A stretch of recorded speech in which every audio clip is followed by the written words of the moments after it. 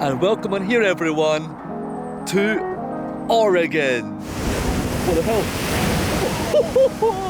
Cannon Beach is one of the most notable spots here on the Pacific West Highway, and this is the sign that greets everyone into the old town of Portland. The first thing we're going to do before we even head into the city is we're going to go and fill our bellies up with donuts. Today we are switching the palm trees of California to the waterfalls of Oregon.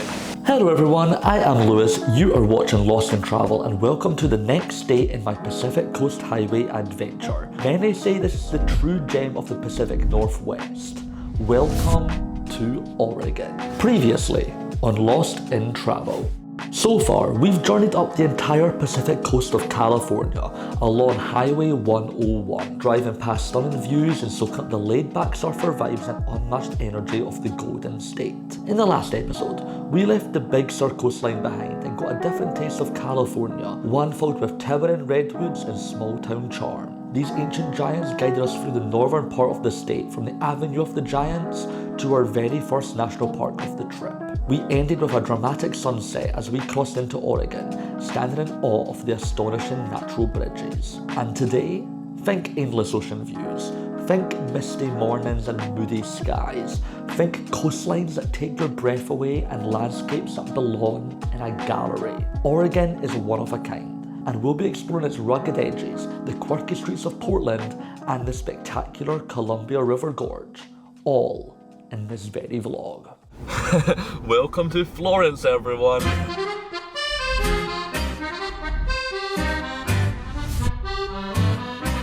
I love how many places in Europe that America has. This doesn't look like Italy. So I guess we've just pulled over to get a view off this cliffside, and we could hear noises. You look down, and there is hundreds, literally hundreds of sea lions just sitting on the rocks there with the wave battering against them. That is a great way to begin my journey around Oregon. So we're here at the first proper landmark in Oregon. We are visiting Heceta Lighthouse. You have to pay $5 to park here, but that covers like all of the state park here for the entire day. So that's our parking already sorted for this entire trip, and I can't wait to see what Oregon has to offer, because the views coming in here have been nothing but spectacular. Just forests on every side and lakes, swamps. It has been such a delight. Already 24 hours in Oregon and it is completely different to what California had to offer. But what they both have in common, epic coastlines. Let's go visit our first one. Sometimes you just know it when you find yourself in the place you always hope for.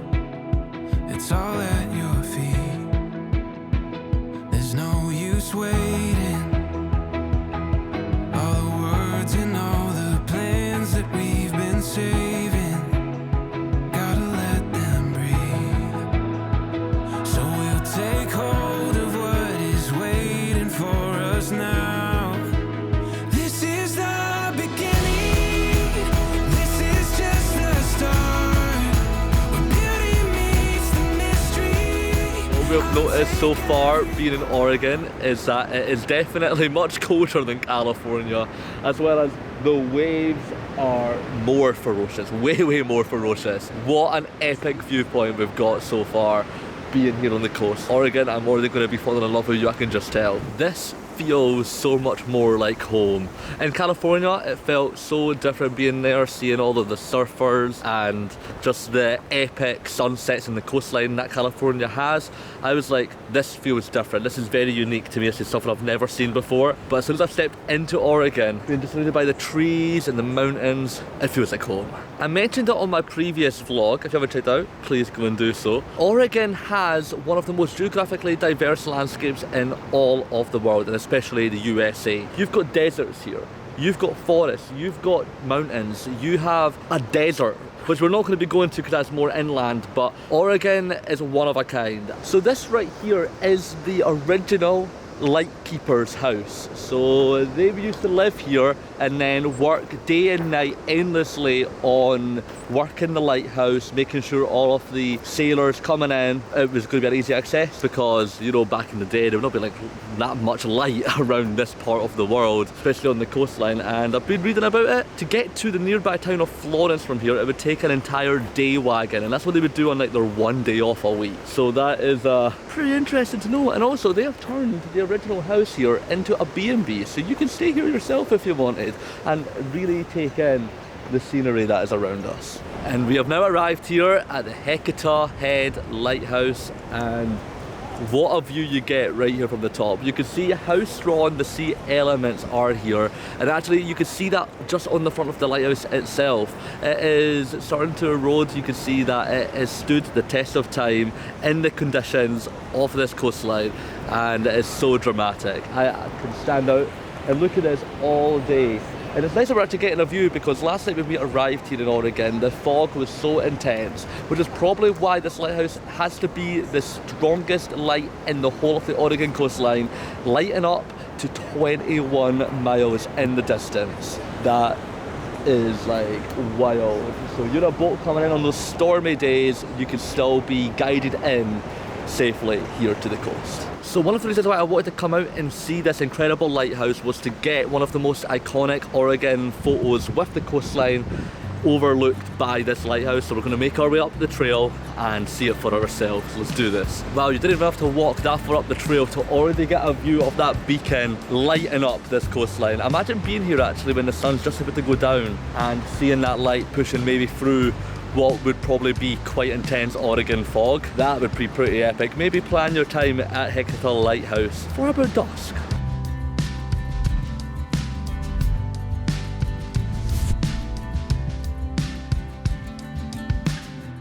So that viewpoint was actually brilliant. Getting to see the lighthouse, this beam flicker with the waves coming crashing into the rocks on the side was a sight to behold. But anyways, I've got a little ghost story to tell you about Heceta Head Lighthouse, and just so I can get the information right, because I want to make you guys a bit spooked here, I'm going to use ChatGPT to tell you the story of the ghost named Rue, who used to live, or maybe still does live, at this lighthouse. So here's the story.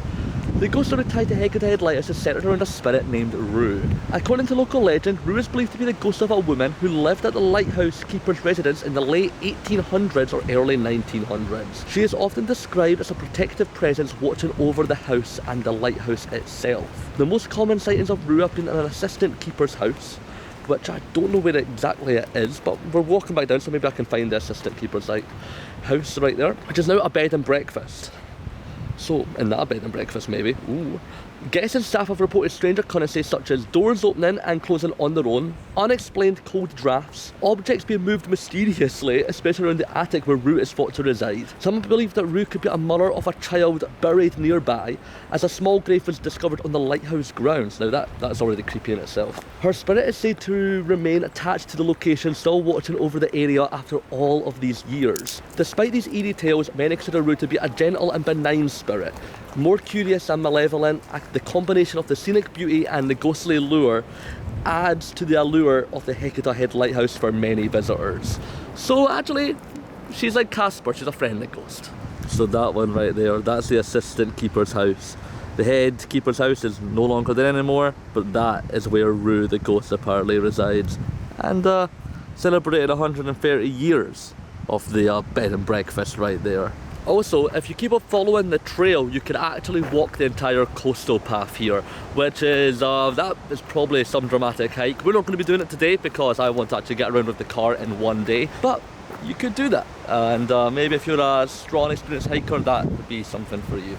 Well, Heceta Head Lighthouse, that was one of a kind here. Our first stop in Oregon, and I'm already super excited to see what the rest of our stops are going to be like, because that was an impressive landscape. I'm already in love with this state. It has got so much contained here, and it's just nature galore. So I'm really excited to get back to the car and start making our way to the next location, which, guys, you're in for a nice surprise. Alright, so we're on the trail now to our next spot here on the Oregon coast, and I am really excited for this one. 1, because of the name. 2, because of what it is. And then 3, I'll add this one in there as well, because of the landscape that's going to be surrounding it. The tide is quite low at the moment, so I've heard it's the best time to go and visit this spot. We've just been at the visitor centre of Cape Perpetua. Is that how you pronounce the name? Perpetua? Perpetua? Okay, my first wrong pronunciation of an American destination. It was named by Captain James Cook, which is a really cool fact. And people don't know if he named it that because of a religious reason or because he was perplexed, maybe? I don't know. I read the sign, perpetuated by the view. Pretty confused. But anyway, we're going to go visit Thor's well.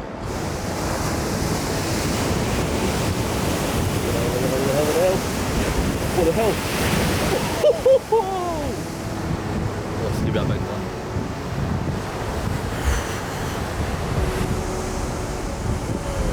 Whoa! Double whammy that one.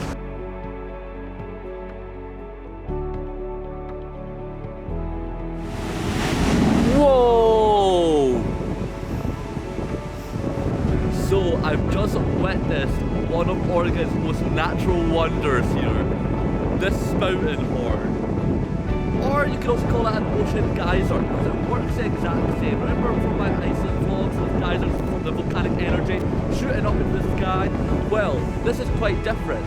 The waves are super strong in this area. They're coming into the cove, going over into a shallow cave, and then because of the formation of the cave, it's getting spouted right back up. And they are a magnificent sight. I could stand and watch that for days. So I'm going to walk onto the beach, hoping to not get caught by any waves, because I wanted to talk a bit about Thor's well. You can't really see it from this angle. I'm just watching out to make them go with. You can't really see it from this angle, but up above you can see how epic this is. Oh my god. Wowzers. Okay, wowzers. You can see how epic Thor's well is. From up on the ledge, they're looking down. It's quite far back, and the high tide is now starting to come in, so you can't get right up to it. But what Thor's well is not some entry into Asgard. Well, we don't know it is yet. It is a sinkhole, a natural sinkhole that the waves are coming in, going down into the sinkhole, and then just like a sink, it's draining away. How epic is our world and its nature, guys? Took a picture the night we met, while the light turned to night in the fall. Caught off guard by a silhouette, night that I won't forget. Wanna remember it all. Everyone was aware of it. All at once, everything was in view. Spinning round in a faded dress, room full of. Even though the natural wonder of seeing a sinkhole for the very first time is an incredible sight, I don't really think Thor's well is what is making me go wow here. I think that is coming from the spouting horn. I'm amazed with how the elements all just battle against each other on this cove here in Oregon. You've got the earth, you've got the sea, you've got the wind, and they've created what is one of the most wonderful sights I have ever witnessed. This may be the most dramatic coastline I have ever looked at. And I know I say to you guys that Thor's well, I was not really fond of it. You couldn't really see that much of it from over here. Maybe just because of the tide levels, it keeps on sinking in. It actually took me a while to figure out where it was. Compared to everything else here, it just wasn't dramatic. That was until I decided I'm going to put the drone up. As soon as I flew the drone, and I got that top-down perspective, and I got to see it draining down like a sink in your kitchen, it was an outstanding thing to experience. I can't believe that this environment is literally right in front of me, right here in Oregon. What a beautiful place to be. If you do not have this on your Oregon itinerary, add it now. You've got to come out here. It does feel like a properly in Asgard. Who needs to go to Thor's well? This might be the most Icelandic experience I've had since I've been to Iceland. Like, Iceland is just full of natural phenomenon after natural phenomenon. It is everywhere around that coastline. And I'm here doing my first ever American coastline road trip, and I'm getting to experience the same vibes that make me love Iceland so much. Oregon, you might quickly be becoming my favourite state here in the USA. Guys, I just wanted to redo my explanation of the spouting horn for you, because I don't think I've done it justice. I think you're probably all scratching your head on how the hell this works. And the way it does is basically all of the erosion into this cave has made it similar to like a whale's blowhorn, all the pressure of the water going in and then coming right back out again. Or what I thought of as maybe like a cannon. You light the cannon and then the cannonball comes right out of the cannon, and I guess that's how the water in the spouting horn works. What a natural wonder, guys. This has been an epic time.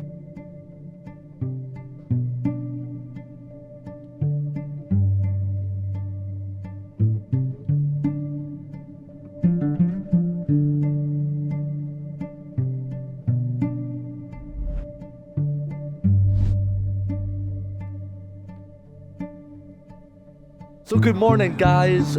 Last night when I put the camera down, we drove quite a bit away from the coastline, leaving the Pacific West Highway on just a bit of a detour because I can't come to Oregon without coming to the main city. So we are now staying in Portland for 2 nights. But I've started my journey around Portland actually a tiny bit outside of Portland. We have driven 1 hour and 15 minutes out following the Columbia River Gorge, looking over to the state of Washington and admiring the autumn colours coming into full display as we come and experience some of Oregon's most breathtaking landscapes. Starting with the Rowena Crest Viewpoint. Look at that road. Where there's too many people in this town, there's not enough space to go around. And I've been working, I've been saying, I've been thinking. Well, I think I just seen Jesus Christ. He's hiding in between the neon lights, in the bar rooms, in the bedrooms, in the card rooms.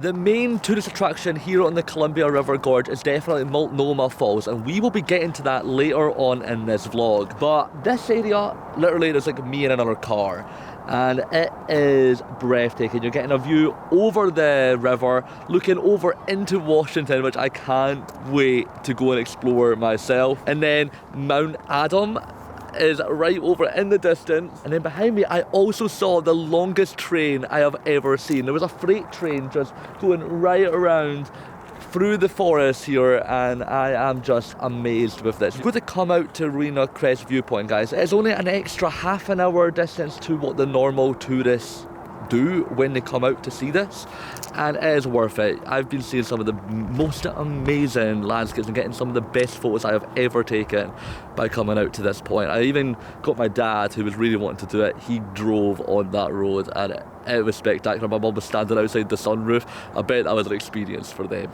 By the way, I might have my beanie on, but it is like 20 degrees. I really wanted it to be autumn weather while I was here in Oregon, so I've just put the beanie on kind of like to pretend that autumn is in full display. Well, the autumn colours are definitely starting to pop, but the temperatures are still acting like summer, and I'm just pretending that this is like full autumnal fall weather that we're experiencing.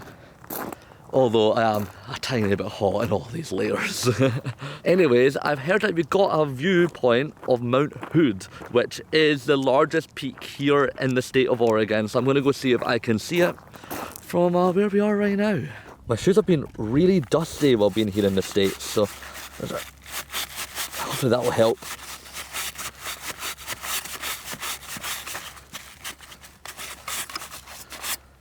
Kind of looking a bit better. So my parents have just came back from their drive around that bend, and they're now taking me to see Mount Hood because they've spotted it already. So I'm just going to follow my mum.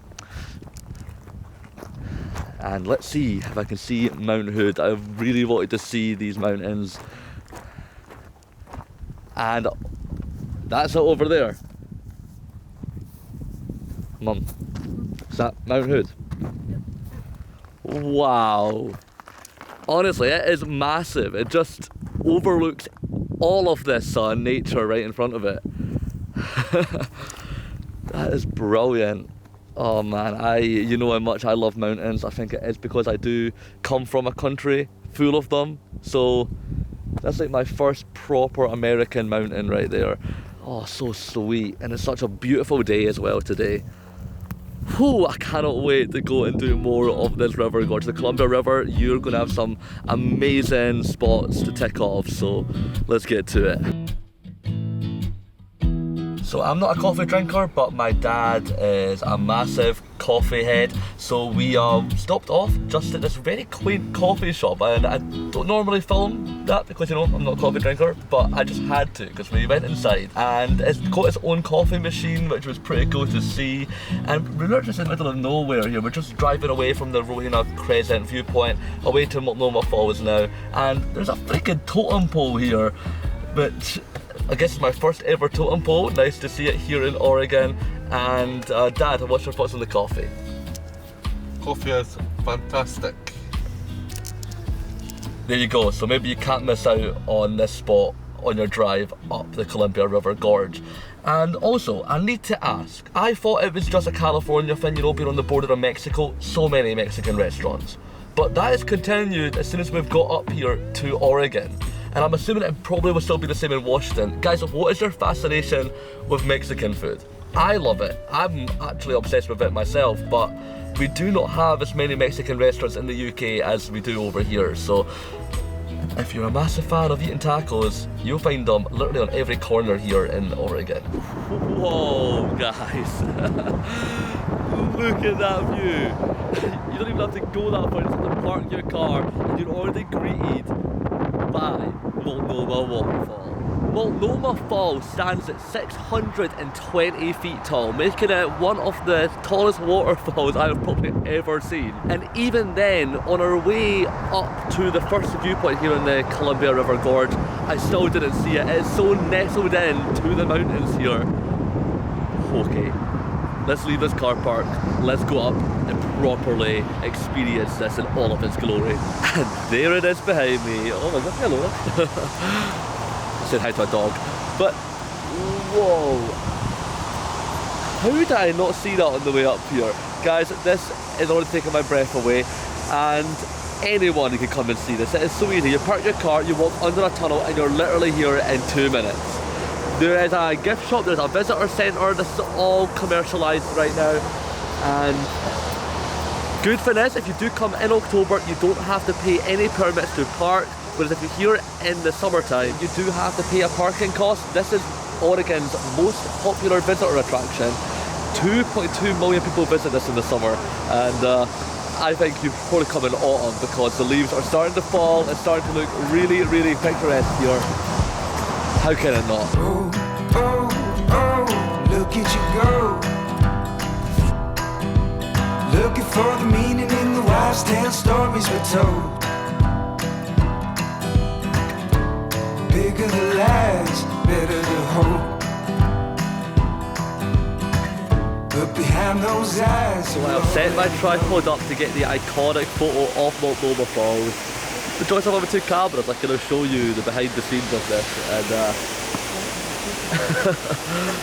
you're going to look so far up to get this view. I'm really hoping that the photos are going to do this place justice. It's such a tourist attraction, but you can understand why when you're here. Wow, what a waterfall we're looking at right now. Just wanted to show off t-shirt. I got this back home in Scotland.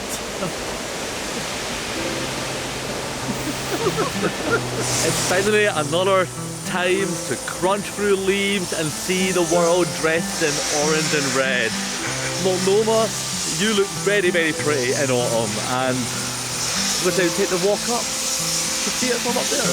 So if you follow the trail right up, you get taken to this very special viewpoint here on, I believe it's called Benson Bridge. And we can get to see the top half of Multnomah Falls, because if you did not know, Multnomah Falls, very sheer drop from all the way up there in the mountains. But it comes down, goes along a bit, and then has a secondary fall down to where we were standing initially. And you can follow the trail right up to the very top.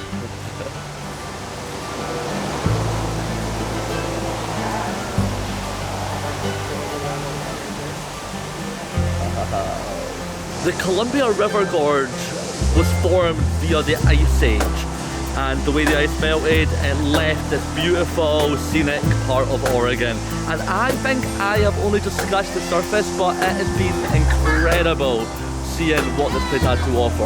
Unfortunately, due to time restraints, this is all I'm getting to see. I've only seen the main attraction here and then another pretty cool spot, and I have loved my morning out here.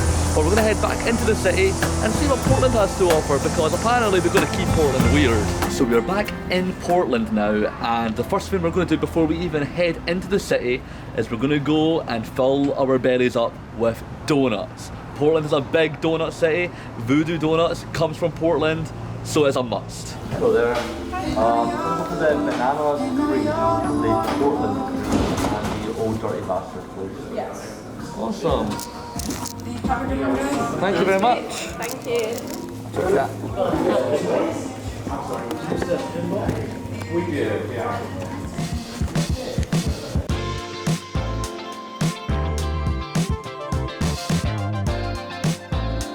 So obviously I was going to go for one with a funny name. Also, it's because it does look delicious and it's got peanut butter and stuff on it. And Oreos, and it is massive. I went for the old dirty bastard. Very explicit name. And this is going to be a delight to eat.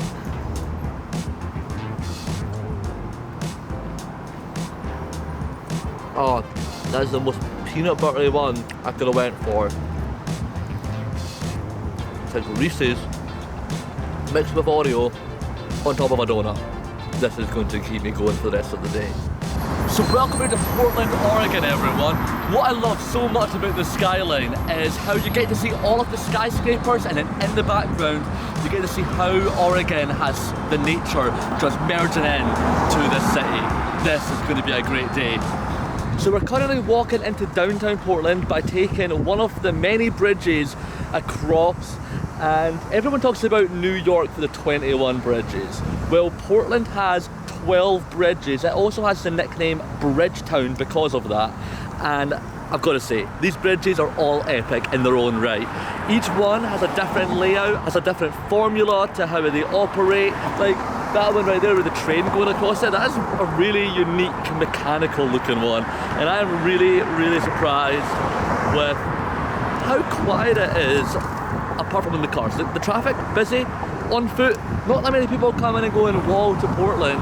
I'm going to show you why you must do that, because so far crossing the river, I'm really pleased with how the city looks. Let's go and explore it. And this is the sign that greets everyone into the old town of Portland. The most iconic white stag welcome to Portland, Oregon sign. I've been wanting to see this for so long. It's just so quirky and stylish and very, very welcoming. I'm going to start walking out into the city and showing you all around. It feels like driving on a Sunday with the windows down.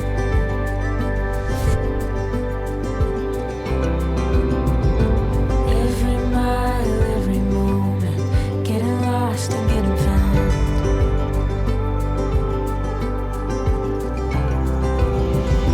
I just want to be where your fire warms my heart. I just want to be where you are. You feel like So I don't know if anyone has made this comparison before, but walking around Portland, I really feel New York vibes from this place. Firstly, we're standing on Broadway Street right now. There's so much theatre going along, and look at that sign behind me. Very, very groovy, just like New York's Broadway. And then also, it's just so green, and New York, you know, it stands out for being very green. Is this the New York of the West Coast? Whenever I am out doing a stroll around a new city, I always love to come down to the pier side and just walk alongside the river. I don't know, it is just very tranquil. Like wherever you go, doesn't matter what city it is, it's always tranquil down by the water, and same goes for Portland. Anyway, the sun is beginning to set. We've not done loads of stuff in this city, but I've had a really good day. You know, things, when you plan so much to do, and I'm such an over planner, you forget how fast the day can go by, and at least I'm getting to just be able to say I've seen Portland. And hey, you never know, I might be back. Guys, don't mind me while I just chill out here at the smallest park in the world. At least I know that no one else is going to come and disturb me. The unofficial motto of Portland is keep Portland weird. And it is to resemble how independent and cultural Portland as a city is. There's a lot of bookstores, restaurants, quirky bars. We actually went to one last night. It was really, really nice. And I quite like it, you know. I think we should keep all cities weird. I think each city works better when they've got their own personality to them. And Portland, you're doing that.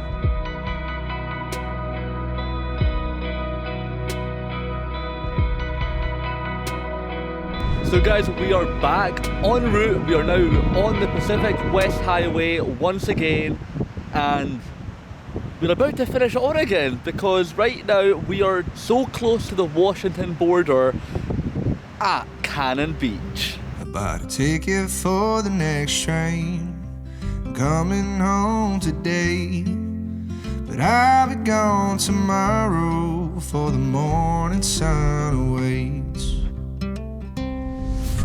I told you I was in love, but my heart was on the run. I didn't think that we'd be another high that had to fall. Cannon Beach is one of the most notable spots here on the Pacific West Highway, and without a shadow of a doubt, I can see why. Because this rock, Haystack Rock is what it's called, just looks so mighty and prevalent in the distance over there. The waves are quite rougher. It's very, very different and dramatic compared to the California coastline. And that's what I've been loving so much about doing the Pacific West Highway, is it's ever changing the further up you go, because it spreads such a long distance. You're seeing such a change in scenery, all amazing, but there is certainly a difference.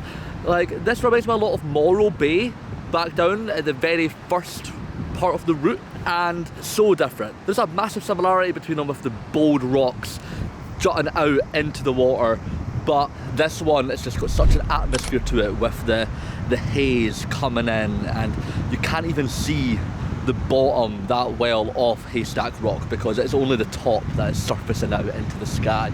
It looks epic.